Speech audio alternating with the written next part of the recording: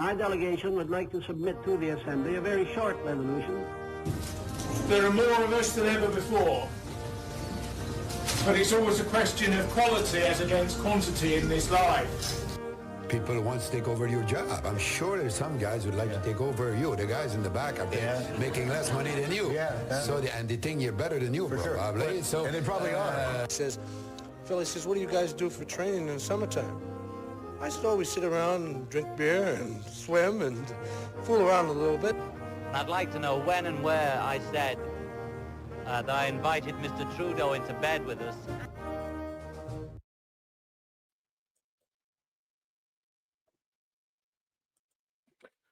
Hello and welcome to the 5th episode of the Red Ensign Live. I'm using this show to catch up on news items and to deal with Mailbag. As I was getting the show ready, some fairly significant news to many of us dropped. The sentencing for Chris Barber and what's her name? Tamara Litch dropped. The headline here is that it's a middle road from the court. So the Crown was seeking 8 years of prison time. The judge has put together a conditional sentence, 18 months of house arrest, virtually identical sentencing arrangements for each of them. The goal here from the court appears to be ensuring that neither side has much incentive to appeal. This is the Canadian judiciary attempting to bury this issue. The presupposition is if you have 12 months of house arrest with reasonable conditions around it, it's very unlikely that Litch or Barber are going to continue to fight a legal battle.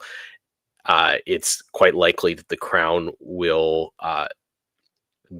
take a similar course, and the judiciary can get out of being in this position where it's involved in politics in the country. This is an important milestone for a number of reasons. First of all, during 2020, 2021, 2022, the judiciary was very happy to participate on behalf of the Laurentian elite, on behalf of the Crown in clubbing down resistance to their authority. It's very happy to keep James Coates and Tim Stevens in remand for more than 40 days, in solitary confinement for a large fraction of that time. It was very happy to order the seizure of church property, very happy to come down very, very hard on people like Adam Skelly, whose business was ruined. Some of the golf courses whose businesses were ruined as a consequence of even pretty marginal defiance of measures during COVID. This is a much, much more lukewarm response to that situation. So that's a big change. Again, I've had this fight with people in the dissident space on Twitter and in various other spaces, where I think it's quite important to mark the twists and turns in sentiment within our ruling class, and to point to them as pivots and turns in sentiment, while noting that this is not the way that we would prefer. In my mind, Tamara Litch and Chris Barber are heroes. They stood up for the ancient liberties of the Canadian people that were being wantonly abused for no cause by a Canadian federal government. It's an absurdity that they're going to face legal sanction for this. In point of fact, the people who brought legal sanction against them should be subject to legal sanction themselves for the act of doing so. It's just absurd. However, I am not part of the Canadian ruling class. I don't sit a bench in this country, and so and I am a pivot to my position is not the only pivot available to the Canadian ruling class, and their attempt here is to go back to politics as normal in the country. This is a very important theme to kind of draw out um, as we observe the Carney government. There's the attempt here is to go back to politics as it was in Canada for a very long time. That attempt is failing, but it's important to identify what's going on and appraise the situation from that perspective. All right, so that's the breaking news. Now, there's one story I wanted to dive into here in some greater detail. There is a new publication that has launched this week in the Canadian online rights space called Without Diminishment. And there's a unique opportunity whenever a publication launches to observe the public relations campaign associated with its launch in order to understand its place in the discourse and how it came to be. Almost all successful social media campaigns are to a degree astroturfed.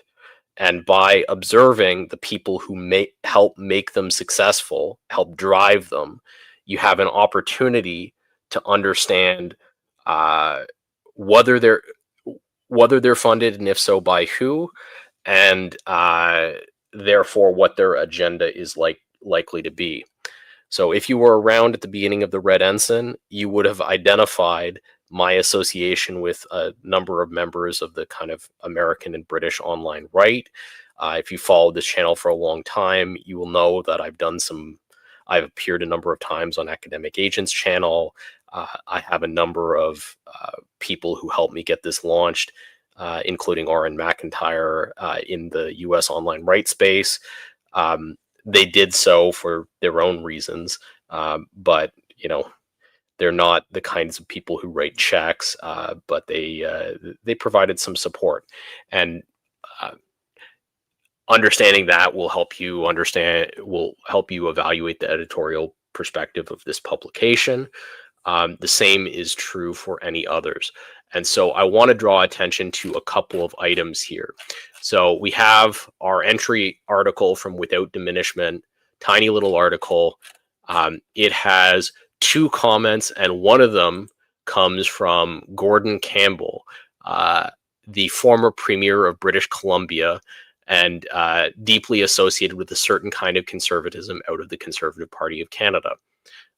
He theoretically has a Substack, though he never writes anything. And so it's very likely that this is something like a paid endorsement. If we have a look at the people who have liked this, you'll find a number of professional political consultants among the first subscribers and first writers of this. And those professional political consultants, if you trace them, are associated with a group called the National Citizens Coalition.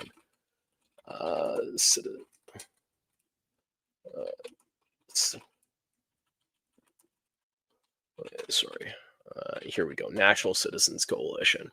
So I traced this earlier in the week, but you can to understand the politics that are likely behind this publication. Though labeled as, quote, New Right, the National Citizens Coalition is a think tank with kind of libertarian and regionalist leanings. Fix Canada is the narrative. If you look at their campaigns, so they're pro A New Deal for Alberta is a big central campaign. Dealing with the sort of anti-Canada's history rhetoric is a priority for them. Defund the CBC is one of their big ideas. Definitely Team Blue electoral politics. If you followed that the likes in more complete detail on this, you'll find you'll find a number of their readers are also readers of publications like 338. So they're a lot closer to electoral politics than a publication like the Red Ensign would be. So you're very much going to get a rebrand of National Citizens Coalition politics. Remember, the National Citizens Coalition was deeply involved in the campaign that brought Stephen Harper to power in this country. But I think it's a misrepresentation to say that these people are products, are engaged in new right discourse. These people are traditional Canadian conservatives with the traditional coalition between the Western elite and rural Ontario, dominating their discourse. They're for small government, they're for decentralization, and they're going to be hard in the paint on electoral politics. So, I'm sure they believe in what they're doing. I'm sure they're, as far as I know, they're reasonably sincere people, but understand that a number of the people involved here appear to be professionals, and their dollars are coming from people whose politics are along the lines of the National Citizens Coalition. I think that every time you see a major new launch in a publication in the space that you're interested in, you should go through this exercise and you should call out exactly where these people are coming from, why they're launching a publication, who's supporting them, and if there's funding behind them, where's that funding coming from? Very, very important in terms of understanding the actual politics that sit behind a publication like this. All right, so now we're going to get to Mailbag. There's a bunch of questions I have queued up, but either in the Twitter announcement or in the YouTube live chat, feel free to submit further questions. The first topic that in the list that I wanted to take on is the conflict between the Alberta government, but broadly a number of Western governments, and at least some of the entrenched interests in Ottawa over the construction of a pipeline. So there's a major announcement from Alberta fairly recently. They're going to spend a pile of money speccing out a pipeline west over the Rocky Mountains to harbors in northern BC. In order for this project to make any sense at all, two things have to happen. They have to have buy-in from the natives along the route, and they have to succeed in getting the federal government to reverse the ban on tankers through the area deemed environmentally sensitive along the North BC coast. Getting the natives on side is almost certainly just a matter of dollars, so I don't see any reason why that can't be achieved. Getting the federal government to reverse its ban on tankers in the waters off BC's north coast is a major challenge, and maybe an area of conflict in jurisdiction between the federal government and the provincial governments, should the federal government continue to pursue this agenda. You might recall that one of the major areas mentioned in the passage of the Alberta Sovereignty Act, the Saskatchewan First Act, was the provinces asserting their jurisdiction over environmental issues, rather than environmental in Canada. This is a subtlety in Canada's formal constitution that is important. Environment Canada has jurisdiction over certain areas of federal responsibility, but most land development issues and most environmental issues are actually in the jurisdiction of the provinces, or are under dispute. And this dispute will be prosecuted in earnest over the laying of a pipeline like this. And it's very important where the British Columbia government ultimately comes down in this kind of dispute, because even if you grant that provinces have more authority than they have previously exerted in this area, the British Columbia government has to want to cooperate in order for this plan to be effective. There's a BC election upcoming. I'm sure this announcement was timed in order to try to influence that election. And so this is an area that should be watched very, very closely as the situation evolves.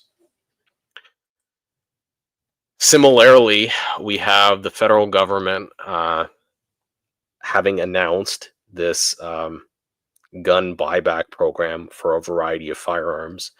I'm not a big firearms guy, so I don't follow exactly which firearms they decided to ban in this round, but the list was quite extensive.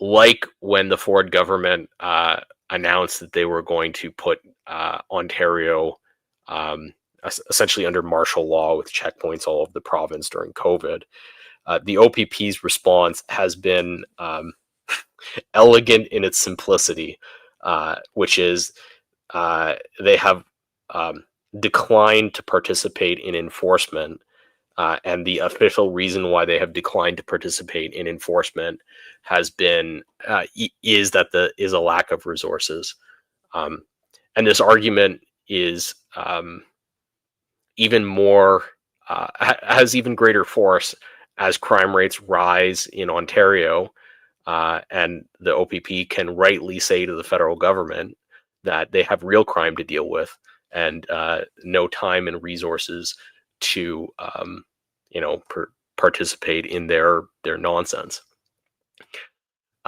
So one of the major themes that we're tracking on this channel in the evolution of Canadian politics is the relative weakening of the Canadian federal government and the assertion of the lesser authorities, whether they're provincial governments or in this case provincial police groups, as the actual effective check that restricts the power of the Carney government. Whether this is threats of separatism, whether this is just refusal to comply with federal orders like we see here, this is what actually limits Carney's power. It's not anything that's happening in federal politics formally. I think it's important to understand that. I think this is going to be a defining future of Canadian politics for quite a long time. All right, so I had one other question from the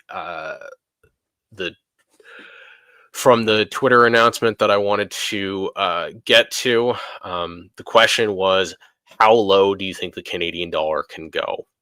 And this is a surprisingly complicated question. It's got a lot of assumptions kind of baked into it. But if we zoom way out and look at the Canadian dollar's history, since it's been like an elegantly free-floating currency after the break of the gold standard, we'll see that it's been fairly range-bound compared to the US dollar.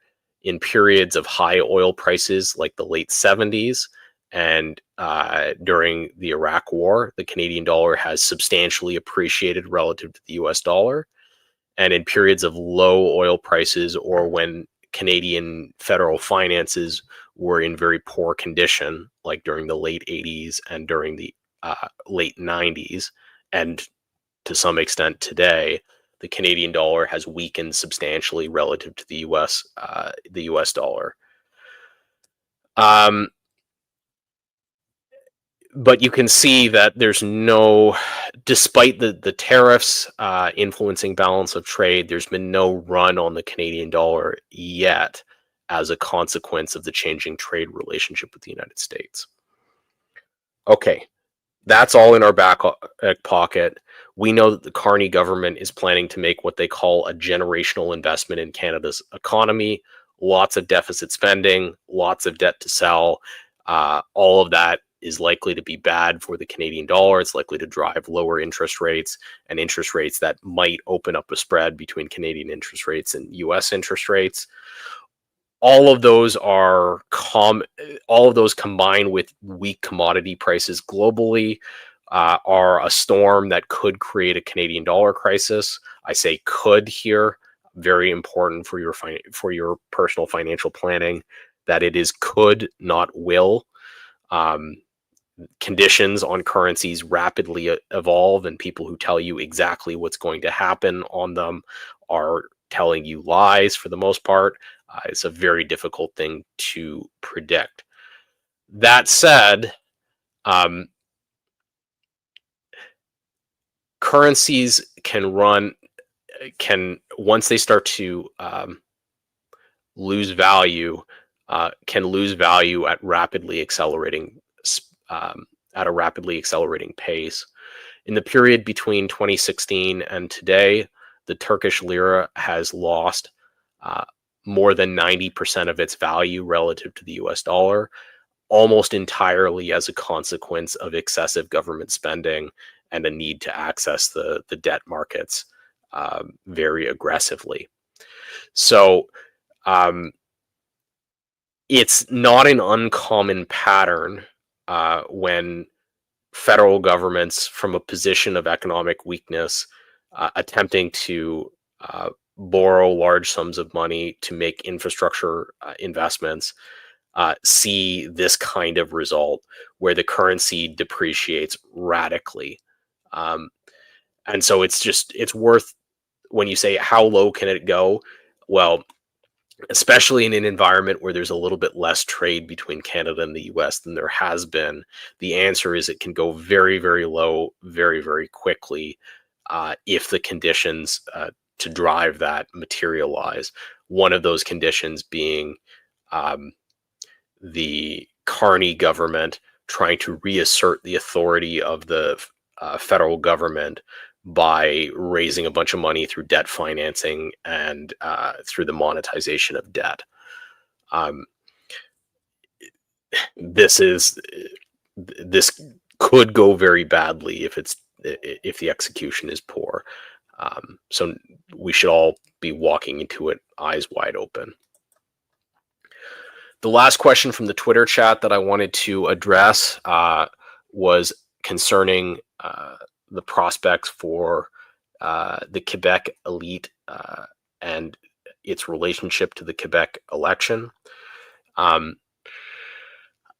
I know less about the internal politics of Quebec than I do about some parts of the country, but the Parti Québécois, who are the party of the Québécois elite, are leading in the polls on pace for a majority. When I say they're the party of the Québécois elite, what I mean there is they are the party of the elite class in Quebec who believes in Quebec as a nation. Sometimes a nation within a nation, sometimes separatists, but a nation whose interests need to be protected regardless of any other action. These people have their locus of power in the Quebec civil service, in para-sovereign institutions like Hydro-Quebec, in the kind of organizations like the Caisse des Jardins, a number of different organizations like that. And they're going to have political power, and the stated platform of the Parti Québécois is to bring another referendum concerning the sovereignty of Quebec. So this is going to be a big issue over the next 10 years.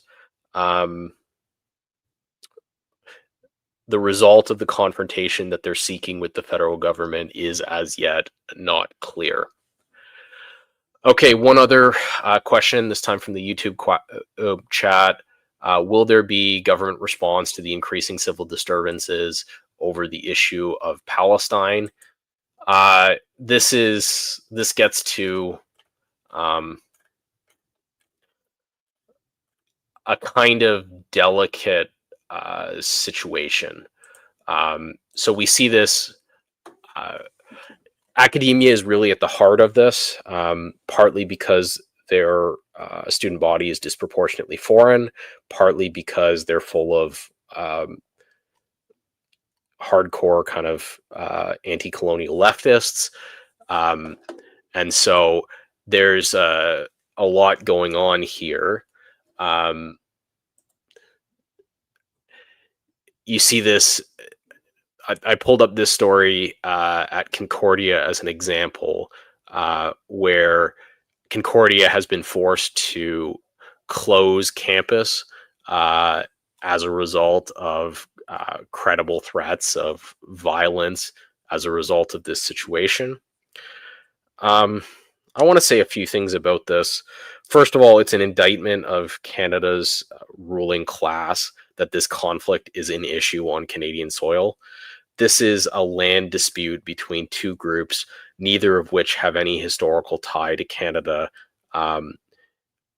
neither of which, and on whose behalf, whether it's Israel or Palestine, Canada can affect essentially no change. So lobbying the Canadian government over this issue is incredibly stupid. And the fact that the Canadian government has a position on Israel-Palestine is a reflection of its participation on one side or the other of globalist politics of the American empire. Canada has tried to split the difference on this issue for quite a while, and has been very aggressively lobbied to enact rules to restrict direct action targeting either Israel or Jewish interests in Canada. This is a big part of the legislation earlier in that the Carney government has brought to protect places of worship. It's really intended to protect synagogues from violence associated with the Palestine people. Anyway, I expect the Canadian government to try to continue to split the difference on this issue. The Canadian government and strategy is predicated on the end of Trump and his coalition in power in the Imperial Center, which means that Carney is going to try to appear not to be on their side or try to appear to be in opposition to them. This is part of the reason he recognized Gaza. And I don't expect them to take hard measures from power to clamp down on the Palestine people. I do expect them not to tolerate excessive civil disturbances, and I do expect them to protect their own position of sovereignty in this area. It's unclear at this point. I think you would have to see a lot more evidence that the Trump-Netanyahu coalition was going to have long-term power in the United States for the Carney government to switch sides on this issue. I think the strategy will continue to be to try to wait out that coalition's period of time in power. I think the Carney government, like a lot of people, does not believe in the sustainability of the Israeli strategy here, and believes that being in opposition to that strategy will pay dividends to their reputation in the long term. That said, I think no one on this channel should participate in pro-Palestine protests, and nobody on this channel should aggressively advocate for the interests of America's favorite Middle Eastern democracy. It's not our affair, or at least in the future that this channel would want for Canada, it will not be our affair. It's not correct to say it's not our affair now. We're part of the global American empire, and this is the global American empire's war, really on both sides. So it is our problem right now. I would like to get to a situation where it is not our problem, and I would hate to see any Canadian pay a price for being on one side of this issue or another. I just think it would be, we have our own problems, and we should focus on our own problems. Okay, let me have a look and see if there's any more mailbag questions here before we wrap up.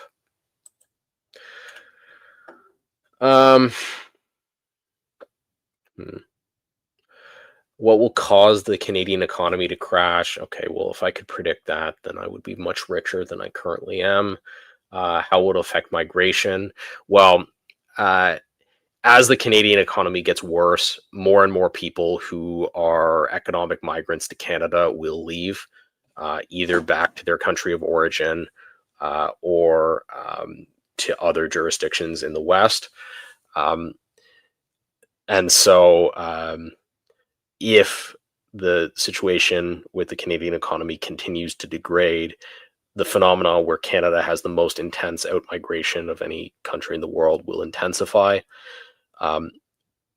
It also means that the Laurentian elite will continue to try to calibrate the number of visas it approves to get to zero population growth as part of their strategy, and it means that they'll have to accept lower and lower quality migrants off the international market for migrants.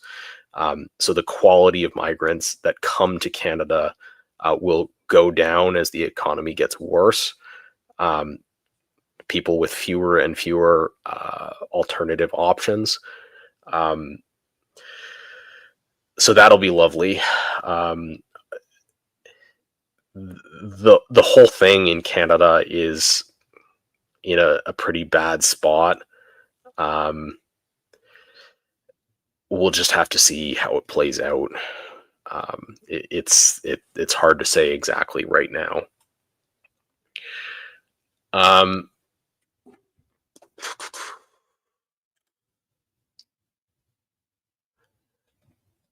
Another question here regards race-based sentencing in Canada. This is a big topic, but I do want to address the philosophy behind it.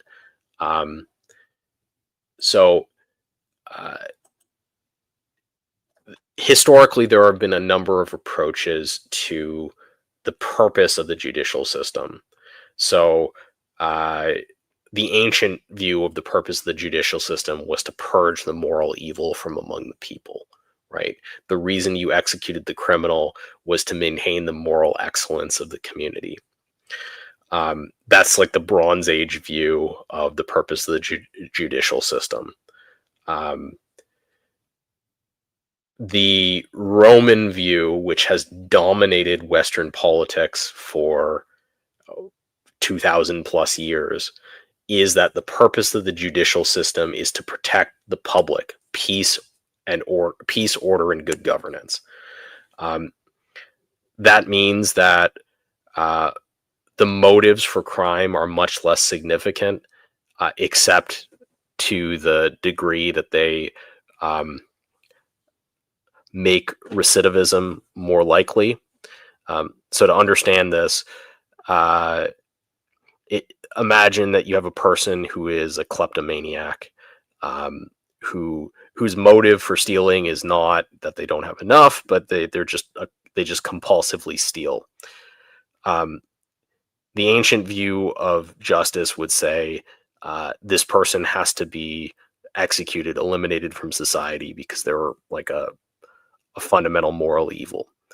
The Roman view of justice would say the public has to be protected from this person. So however you sentence them, they have to be never exposed again to an opportunity to steal. So they probably would have sentenced this person to like penal servitude or something. Something where his freedom would be permanently impaired. The restorative view of justice, which now dominates Canada's justice system, says that because this person is mentally ill, they're in some sense not culpable for their actions. So from the point of view of the individual who committed the crime, it's not his fault. He's got this mental illness. We should seek to cure him of his mental illness, but also his sentence should be less because he's got this problem, right? You can see the difference in these three modes of justice. And as Canada has moved from the kind of Roman model of the purpose of the justice system, where it is intended to protect the public, one of the consequences has been the opportunity to consider the social conditions as that created the crime as an element in the sentencing. So if the person had a hard childhood or was impoverished or whatever other nonsense, was subject to systemic racism, that's a factor which should be considered in their favor from the point of view of sentencing.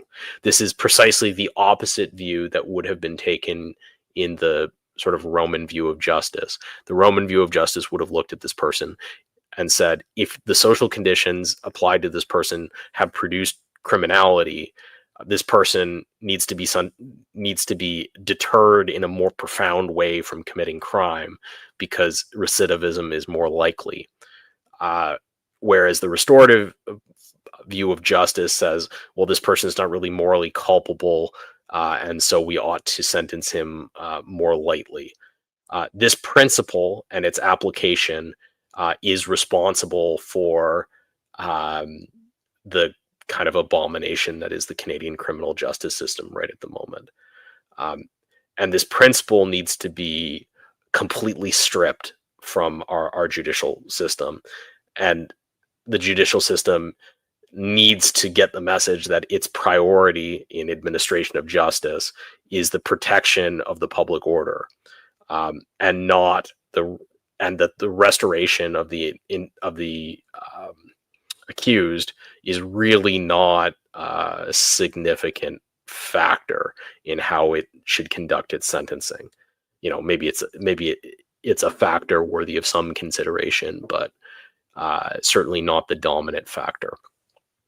And with that view in mind, the considerations that go into sentencing will need to be transformed. But you know, if you're ever dealing with the Canadian justice system in the here and now, you need to understand the principles that sit underneath and the associated assumption that, you know, implicit racism or poor socioeconomic circumstances are mitigating factors that should drive reductions in sentences for offenders from those backgrounds, and profound reductions in sentences and profound tolerance from the courts. So that's, you know, these factors are much more pronounced than most people ever imagine until they're caught in dealing with them directly. Okay.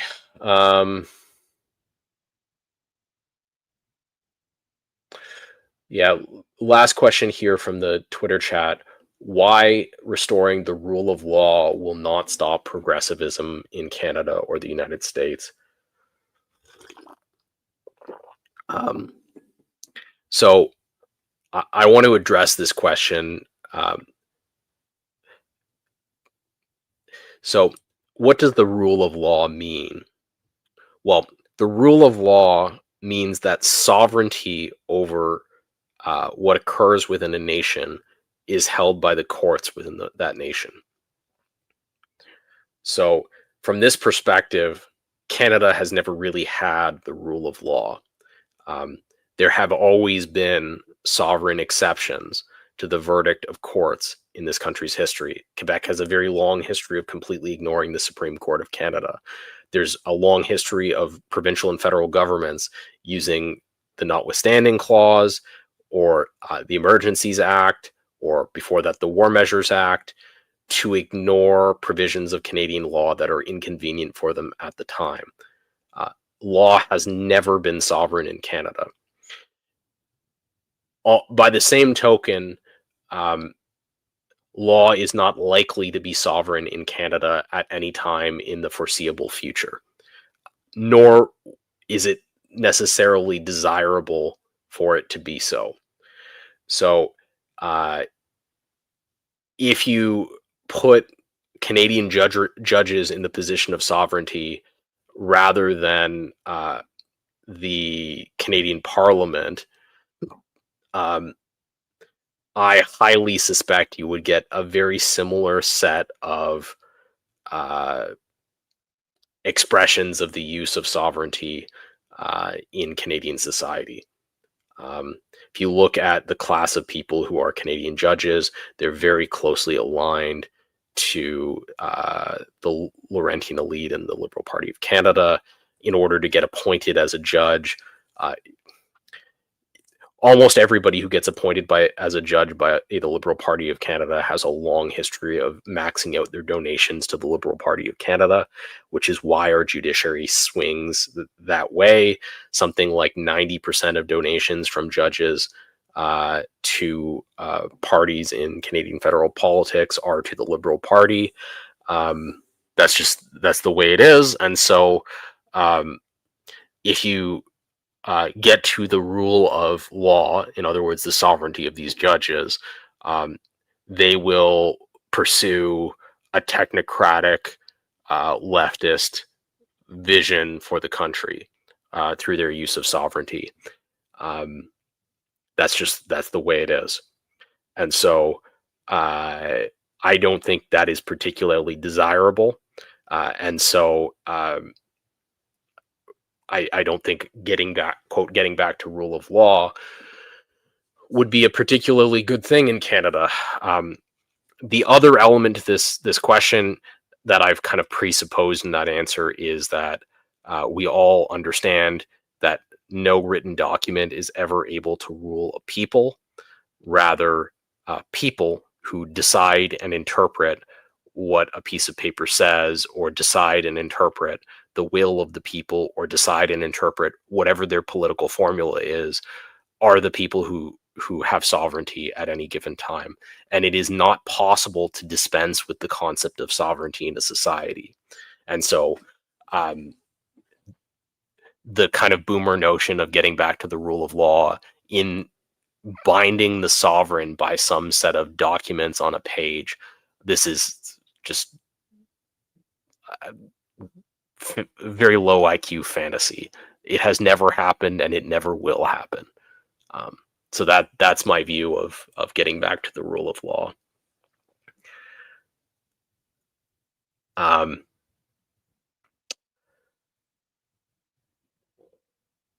So that's really the mailbag for this episode. I did an interesting piece for a channel called the Pendragon Foundation, which is a nonprofit that's attempting to restore castles and historic buildings in the United Kingdom. I suggest you guys go over and have a look at that. The channel, tiny little channel, tiny little organization, but I think you would all get something out of that that stream if you're interested in the content that I do here. Thank you very much, and we'll be back again soon. Canada originally was put together by two groups of people who didn't have much in common but didn't want to be American. The line just popped into my head. A bunch of the boys was a-whooping it up. And there I got my start. We have had a flag. Flags can be changed. But flags cannot be imposed, the sacred symbols of a people's hopes and aspirations, by the simple, capricious, personal choice of a Prime Minister of Canada. I have watched this country for half of my life from abroad, and we have turned complacency into just that, a national sport. I am resolutely opposed to all innovation, all change, but I am determined to understand what's happening. I don't choose just to sit and let the juggernaut roll over me.